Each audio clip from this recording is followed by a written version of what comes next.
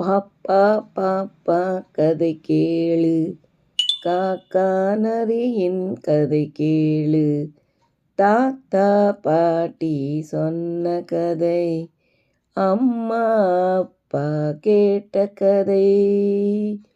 ஊருக்கு வெளியே கடை இருக்கு, கடையில உளுந்த வடை இருக்கு, வடையினை காக்கா திருடிக்கிச்சான், மரத்தில போய் குந்திக்கிச்சான்.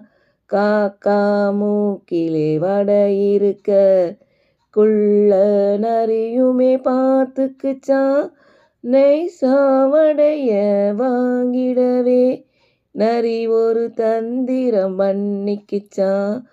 காக்கா பாட்டு பாடச் சொல்லி கொள்ள நரியுமே கேட்டுக்குச்சான். வாய தொறந்து காக்கா பாட வடையும் கீழே விழுந்துடுச்சான். விழுந்ததை நரியும் கவ்விக்கிச்சான், வாயில போட்டு தின்னுடுச்சான்.